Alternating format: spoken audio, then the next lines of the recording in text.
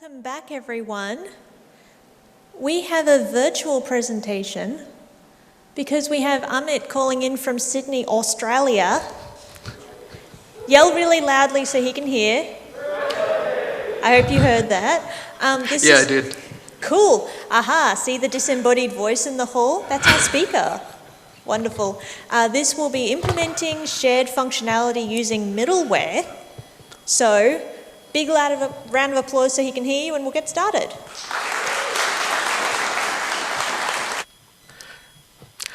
Hey everyone.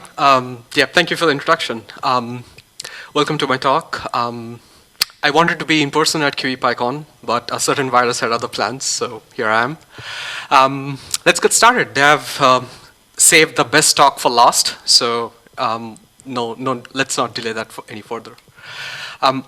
Our agenda today is, well, simple. We will start off with a very brief history of the term, or the usage of the term middleware in computing. We follow that by learning about WSGI middleware. Then we go on to ASCII middleware. And finally, we'll look at gRPC middleware. You can find the slides and the code that I will be referring to at this link. Now, depending on the time you have spent in the software industry, you may have heard the term middleware in different contexts. For me, I remember getting free CDs from a company called BEA WebLogic around the early 2000s. And that was my first introduction to the term middleware. Today, of course, we are going to talk about it in a different context. But it's quite interesting to sort of, if you go sort of, sort of mining around the history of the term, it's just quite interesting to, sort of see the way middleware is still defined, for that matter. A book published in 2017 refers to middleware as the dash in client server or the two in peer-to-peer. Now, even to this day, we have products which uses the term middleware in their name, such as Oracle Fusion Middleware. Today's working definition, however, is best described by the PEP 333, which is the WSGI interface specification. It refers to middleware as components which can be used to provide extended APIs, content transformation, navigation, and other useful functions. Examples of such useful functions are if you wanted to count the number of page views in your Flask or Django application, you wanted to cache expensive queries, and so that you do not have to query the database for every time a user requests a certain page. You wanted to provide general error handling so that you do not expose your internal details to your client, and so on. We'll look at some of those examples today in this talk. Let's look at WSGI applications. This is a very simple Flask application. I'm using a blueprint. It does not really matter much. This is whatever we'll be discussing next is equally relevant to non-blueprint applications. The key here is to see that we have a single view function, the index, which will handle requests to which will handle requests to any paths to this web application, and it will render a template and it will send back the response. And this is how we define middleware in a Flask application. The first function, start_render_time, we decorate it with the before request, the blueprint.beforeRequest decorator. And what this results in is that this function gets executed before the view function gets called. In this case, we are creating an attribute called start_render in the Flask global object, and we're storing the current time.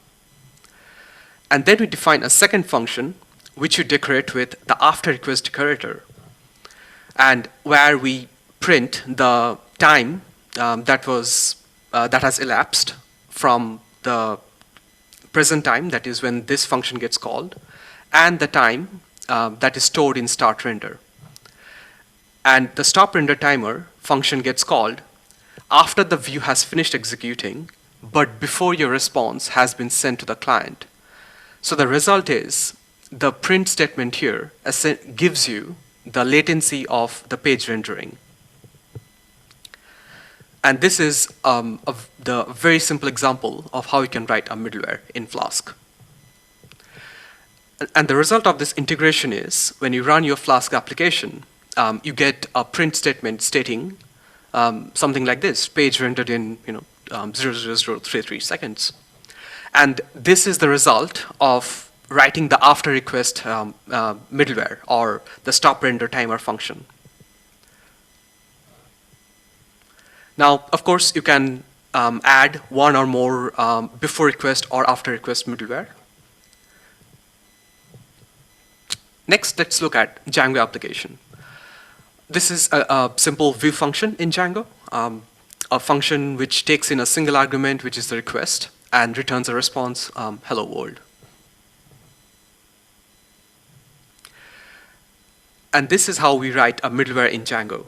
I should note that there is another way of writing where you define a function instead of a class, but the details are exactly what we'll be referring to in this class-based approach.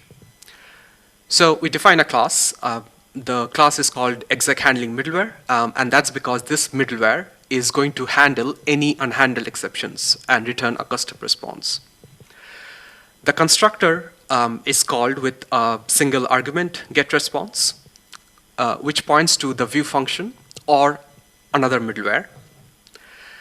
The magic here happens, though, in the special call method, which is the dunder call method. I realized that there was a tutorial yesterday on special methods. I believe this should be now looking familiar to those of you who attended it. So the call method, so the special call method, takes in a single parameter, the request, which is being processed. And what you can do here is any code that we write here, in this snippet you can see those comments, any code that you write here gets executed before the view function is called. In this case, because this middleware is going to handle unhandled exceptions, we define a try except block. In the try block, we call the view function or the other middleware. We get the response, and then if we desired to, we could run any other custom code and then send the response back. Now, of course, that is a situation where there was no unhandled exception. If there was an unhandled exception, the except block would be invoked instead, and we would return the custom response instead of the detailed exception that the code may have thrown. Now, once you define the middleware, this is how we activate it in the application. Any Django application would have the settings.py file, and in there you will find a global variable called middleware, and it's a list. So what you do is you add that middleware, the path to the middleware, in that list. And once you've done the integration, this is how this is the result of that. So let's say we call an endpoint, which results in an unhandled exception. On the server side, you get this log message describing the exception. In this case, it's a division by 0 when processing a particular request. Now, we could, of course, log the entire traceback as well. In this case, but just for brevity, I've just logged the string message here. And that's on the server side. The client, however, does not see all that internal detail. The client only sees an exception occurred, and they would get a HTTP 500. But the internal details, which can sometimes be sensitive, is completely abstracted away from the client. So, to recap, using middleware, you define custom code to run before and after request processing. And although the examples we have seen today defines only one middleware in each case for a Flask or a Django application, you will likely define more than one. And the the order in which you define them determines the order of execution. Please refer to the relevant documentation of the framework to understand how that actually occurs. And we have seen that WSGI frameworks such as Flask and Django, they define their own mechanism to define middleware. In Flask, we had the decorators.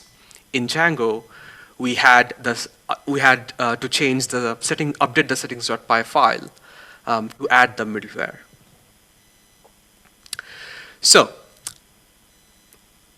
the question I want to ask here, and I will answer it as well, so it's a rhetorical question. Can you write a middleware so that they are framework agnostic? The answer turns out is yes, we can, and I'm going to next talk about how. So this is a WSGI application.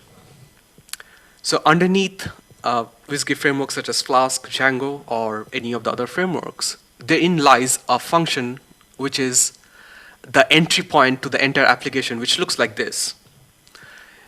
It takes in two arguments, an environ, which is a dictionary containing the details of the current request being processed, and a function, start response, which is used to send the response back to the client.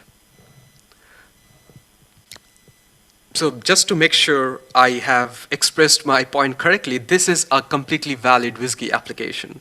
You could run this application using Unicon, and HTTP client will be able to interact with it. Now, how do we write a middleware for a WSGI application? We define a class which looks like this. The constructor takes in a single argument, which is the WSGI application. We store that inside an attribute called WSGI app. And once again, we define the special call method, which takes in two parameters, environ and start response. Now, notice the similarity with the application itself. The middleware's call method also has the same signature. Now, this is once again a middleware which handles unhandled exceptions. So we define a try except block. Within the try block, we call the original WSGI application.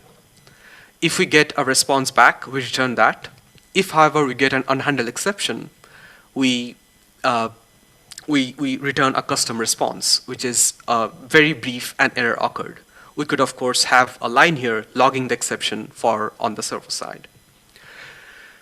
Okay, now that we have defined a WSGI middleware, how do we integrate this middleware in Flask or Django? Before we do that, however, this is how we integrate the middleware.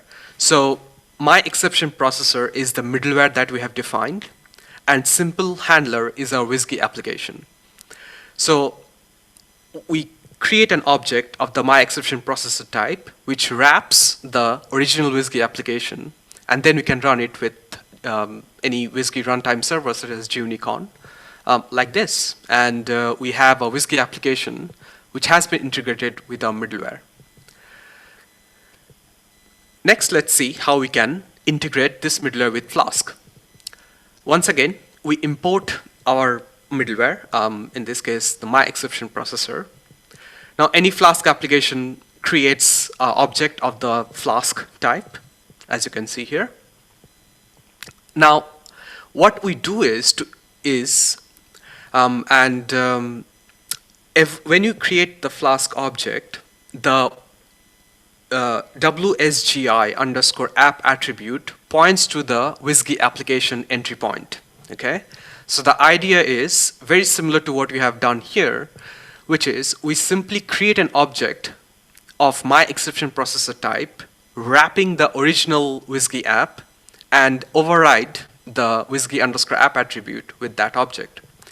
And that is how we integrate a Flask application with a WSGI middleware. For Django, if you open the file wsgi.py, you will see a line like this, application equal to get WSGI application. And similar to what we did for the Flask application, we are going to overwrite the attribute application or the global variable application with an object of myExceptionProcessor type. passing in the original WSGI application as an argument. And that is a valid WSGI application using the WSGI middleware. So to recap, when you write a WSGI middleware, like we have seen today, it is framework agnostic, which means your middleware can be consumed by any WSGI framework application user. An open source example of such a middleware that I found is the OpenTelemetry WSGI instrumentation middleware. So you can explore that to see how you can integrate that in your Django or Flask. And it looks very, well, not very similar. It looks exactly like the way we have seen today. Okay, let's move on to middleware for ASCII applications. So this is a Fast API application. Fast API is an ASCII framework. And this application has a specific view function, which is super expensive. It takes 10 seconds to evaluate. What we want to do is we want to write a middleware such that this expensive calculation is cached, so that the first time this function is called, the expensive calculation will be performed, but any subsequent calls will derive the value from the cache. Let's see how we can do that. We define a class. The constructor init method takes in, the first argument is the Fast API application, which we have defined previously.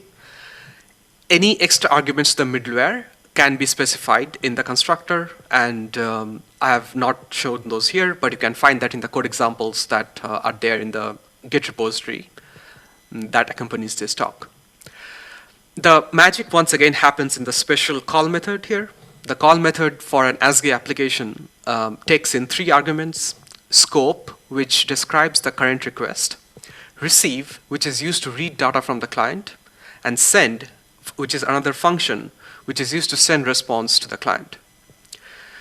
So the logic of this middleware looks like this. If we get a cache hit, we send the cache response, and we'll see how we do that in the next slide. If, however, there was no cache hit, we will call the original ASCII application like this, using this await statement, which is self.app, which points to the original Fast API application. And we call that with the same arguments that the call method was called with: scope, receive. Cache and send is a function which wraps the actual send function to cache the response. I will not show that here, but you can find that in the code example. What I'll show here is an example of how we send a response to the client.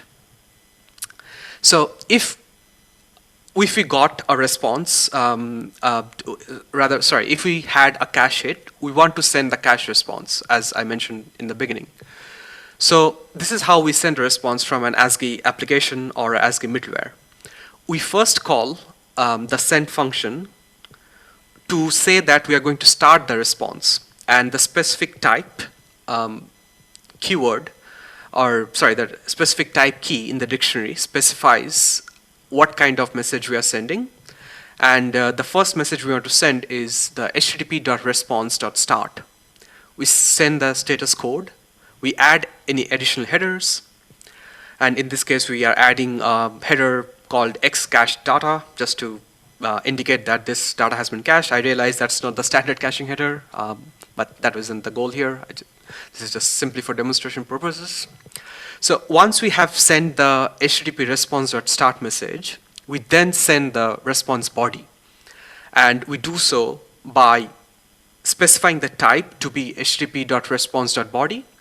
And then we specify the body key, and which contains the bytes that we want to send as a response. And that's how we send a response from the middleware. To add the middleware, we call the add_middleware method, and we pass the class we want to add, a class of the middleware, which in this case is expensive cache. And any additional arguments can be specified using keyword arguments. In this case, we specify the keyword argument excluded paths to indicate that the path chat should not be checked for any cache hit.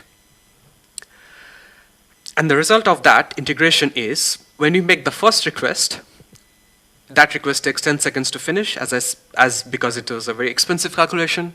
The subsequent requests takes much lesser than that. So that shows us that our middleware is working.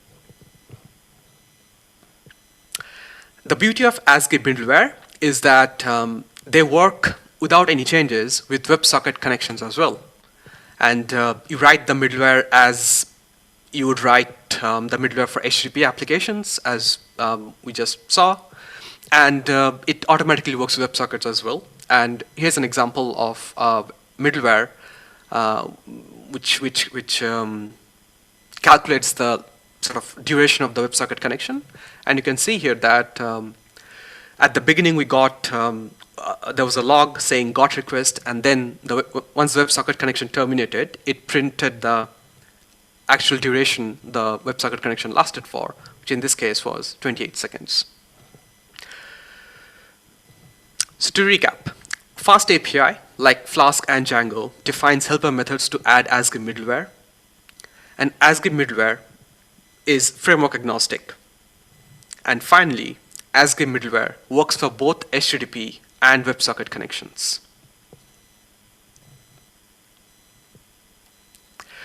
And the final section, where we talk about gRPC applications. Now, in the gRPC community, middleware is referred to as interceptors. Now, depending on the kind of gRPC application you're writing, the way you write the middleware varies. And that is why I have chosen 2 of the 4 patterns of gRPC applications. The first is unary, where a client and a server exchanges one request and one response at a time. Very similar to HTTP, traditional HTTP applications. The second pattern we're going to discuss is the bidirectional streaming pattern. Now, this is a lot like WebSocket connections. In this case, a client establishes a connection with the server, which in gRPC means it invokes a RPC method call, and it can exchange one or more messages with the server. And the server can send one or more responses back. There is no inherent synchronization. It's the application's responsibility to synchronize, to correlate a request to the response. Okay. So first, let's look at unary gRPC applications.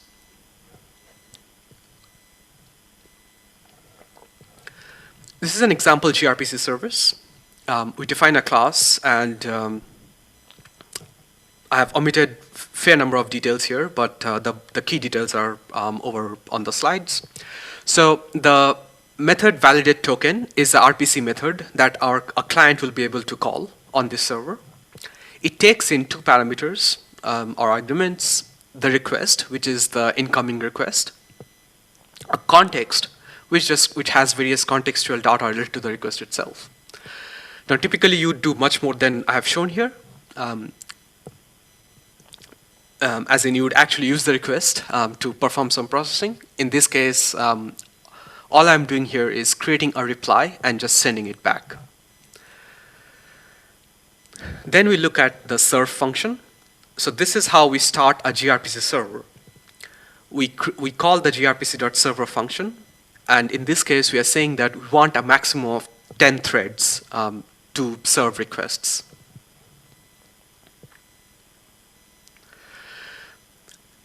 So this is an example of how we write a server-side interceptor in gRPC for a unary pattern.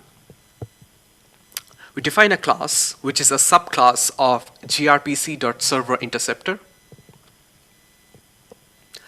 The constructor, in this case, does not do anything. Of course, you might have various initialization to perform in a interceptor. In this case, there's nothing else here. Just kept it here for completion. And then we implement the intercept_service function. So that's the key here, because this is the method that gets called before the RPC method is invoked. So when a client makes a request, this is the method that's called first before the actual RPC method is called. The intercept service method takes in 2 arguments. The first is conventionally called as continuation, and it refers to the next interceptor or the RPC method to be called. The second argument is handler call details, and that includes the metadata, which is typically useful for logging, which for our case, we are doing here using this print statement. It has the 2 attributes. One is the method, which is the RPC method being called, and the other attribute, invocation metadata, it contains client metadata. And that's all we're doing here, is simply printing those. And finally, we return the result of calling the continuation. Now, it's worth noting the similarity between the middleware here and the middleware we saw in the WSGI application or ASGI application, because the calling pattern is very similar. It's a single request and a single response. And once we have written the interceptor, this is how we integrate the interceptor with the server. Recall the gRPC.server function. So we add a new keyword argument called interceptors, and we define a tuple which is essentially containing the objects for the interceptors that we want to integrate. In this case, we are just integrating it with one interceptor, and that's why we just create the object of type logging interceptor. And that's all we need to do. And then when you run this server and a client calls the RPC method, on the server side, you will get logs, which is shown here. So the first will have the RPC method. Now in gRPC, the RPC method is fully qualified using the service name. So the service name here was identity, and the RPC method was validated token, and that is why the RPC method that is logged is identity validate token. And then we have the client metadata. This is the default client metadata that is always present in gRPC clients. The client, of course, could add other metadata such as authentication tokens or various other metadata. Of course, we should be mindful of logging authentication and authorization tokens. Okay. Now next, or for the final section of this talk, let's look at the bidirectional streaming gRPC applications. This is the RPC method, which implements the bidirectional streaming RPC pattern. The signature of the method is very similar to what you saw for the Unity pattern. However, the key difference is the request is now an iterator. And hence, to read each request, we use a for loop. And also, because this is a bidirectional streaming, the response is also an iterator. And that's what we do here by using the yield keyword. We are simulating the response as we read each request, we are sending as each response. Now, that's of course a simplified version because, as I mentioned, there is no need to have this synchronicity. This might as well have been done in completely async manner. You know, the response may have been sent in like out of band as well. So the way I have shown it here, it's a simple illustration, but need not be the case. The only requirement is that the response must also implement the iterator protocol, and the request also must be read using a for loop. And this is how we define a logging interceptor. Now, I should mention that this is a very, very brief snippet. It's actually a lot more code, which, again, you can find in the code examples in my repository. The key here, though, or the similarity here, though, it's the same. The gRPC.server interceptor is the class that this class inherits from. It implements the same method, intercept_service. However, we have to handle the streaming request or response differently. And that's what we do in this function. So as we have seen before, that the request is an iterator, and hence we use a for loop to read each request. It's worth mentioning that this for loop is executed for every message exchanged during the stream session. And so once you read the request, we call the behavior function. The behavior function is either the RPC method or another interceptor. And you can see that we create an iterator for a single request so that it satisfies the requirement. The request must be an iterator. And then we use the yield from keyword to return the response, a single response as also an iterator.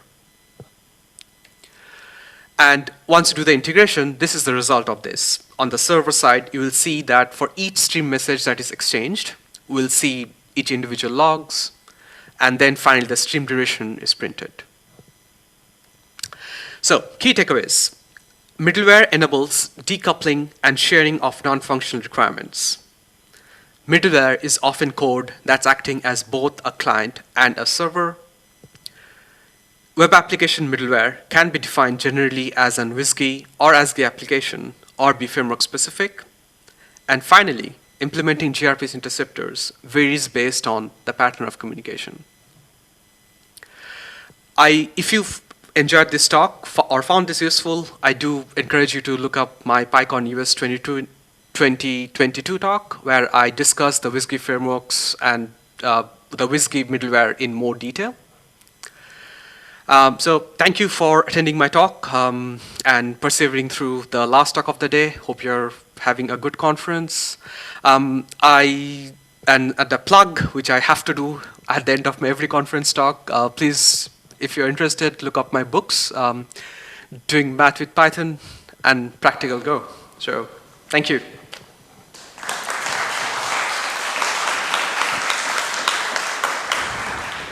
I hope you can hear that applause.